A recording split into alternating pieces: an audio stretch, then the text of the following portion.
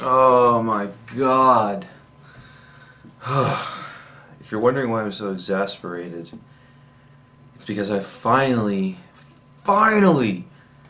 beat The Witcher 3 Wild Hunt after owning the game for like 4 years. It took me this long to fucking beat it because it's such a huge game and I just don't have time to play video games anymore. But holy shit, was it worth it? I mean, I haven't had this emotional of a reaction to the ending of a video game since Mass Effect 3, which is really saying something because I know a lot of people didn't like the ending of that game, but I didn't have too much of a problem with it. And it wasn't so much the ending itself as what came after the ending, like the sub endings, that really prompted an emotional reaction for me. And The Witcher 3 actually led up to that. Lived up to that, sorry. But before I get into talking about that, I want to show you the beer that I'm going to be drinking tonight. It is called It's Complicated Being a Wizard. And if you watched the last video that I did on the beer haul that I took back with me from Boston when I was there on tour with Fog Lake, you'll recognize this one. It's got very interesting art on the side, yeah. Some I don't really know how to describe it. It's kind of minimalistic, but I like the way this can looks. It looks really cool. Now this is 8%. It's from Vermont, a product of Vermont, USA. The name of the brewery is, if I can find it anywhere, the Burlington Beer Company. And of course, the Surgeon General's warnings on the side. Uh, yeah, not much else to say about this one. It's a double IPA, so it's going to be a little bit more thick and rough than a normal IPA. Here we go. Into the skull mug we go. It has a really nice, like, almost yellow color to it. Very golden. Which usually I find IPAs to be a bit darker than that, but...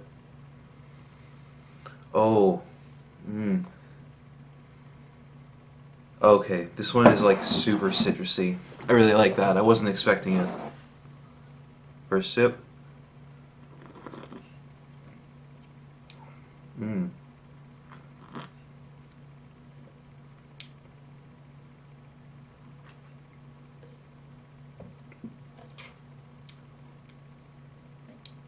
Okay, interesting. So, I'm noticing that there's like the smell is very citrusy, like I said, but it's a bit darker once you actually get it in your mouth. Like there's a darker finish to it. It's kind of hard to describe, honestly. I still haven't really acquired the language yet to really discuss in depth like what the beer tastes like, because you know you have so many different kinds of notes, and I haven't quite figured out the terminology. Like there's the finish, of course, which is I think kind of like the beer taster's equivalent of an aftertaste. Though, again, I'm not an expert. That's why I'm doing these videos so that I can learn more about it. But yeah, I really fucking like this. This is really good. God damn.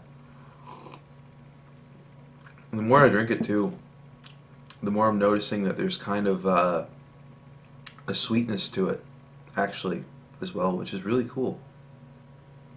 But anyway, on to what I actually want to talk about. The Witcher 3 Wild Hunt.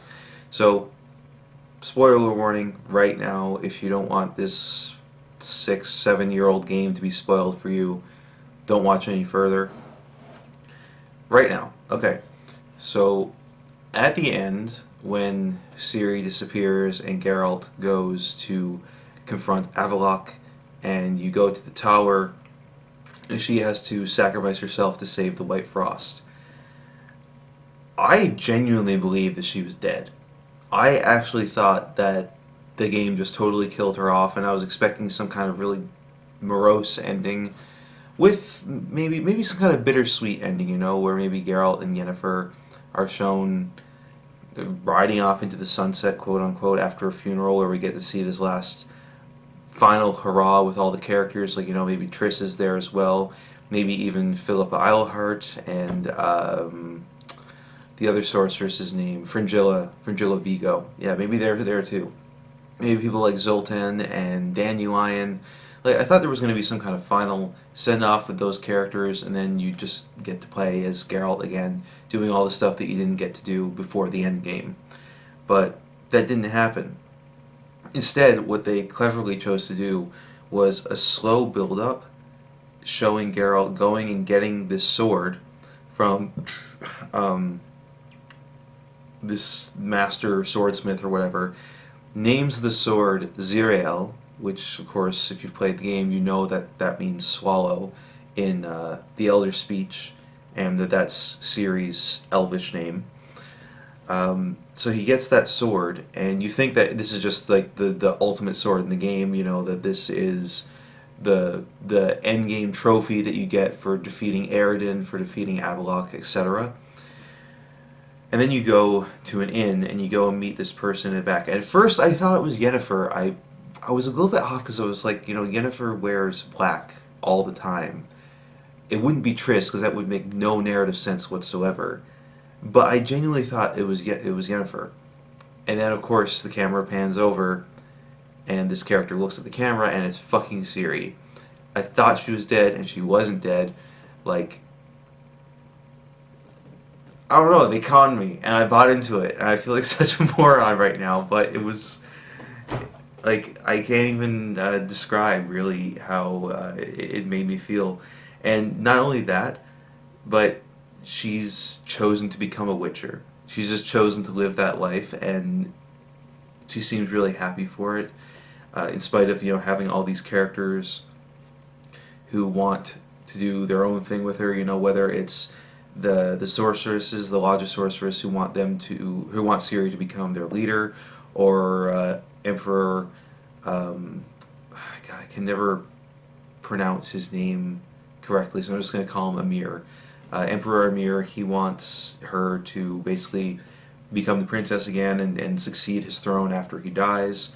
Everyone wants their own thing with Ciri. Even Avallac'h seems to have his own ulterior motive, but she just chooses to become a Witcher, and it's like the sweetest thing because it's very clear that both Yennefer and Geralt wanted that for her, that they were basically parental figures to her when she didn't really have any parents.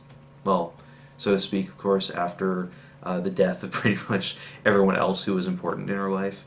And to see her, like, to see this character that, you grow to love after spending well over 100 hours playing this game, just the story mode alone. And getting to really, really love Geralt, getting to love Yennefer and Ciri and Triss, and just seeing that ending, it felt so perfect. It really, really wrapped up in the best way that it possibly could have, and I was so, so goddamn impressed.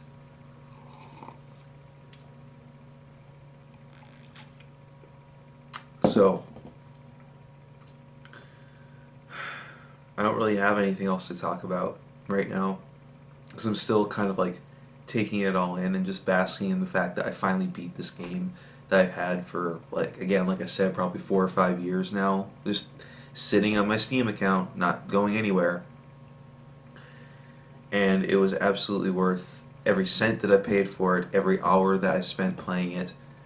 Fucking incredible game. CD Projekt Red knocked it out of the park. I'm so excited to see Cyberpunk 2077 to play that game, because if CD Projekt Red can make a game like The Witcher 3, then they should be able to do it again. And if The Witcher 3 is that good, then I'd expect that they've only gotten better since then. So, yeah, I mean, this is only half finished just because I've been talking so much, but, like, I mean, this beer is good. Witcher 3 is fucking amazing. I don't know. Life's good. What else can I say? See you later.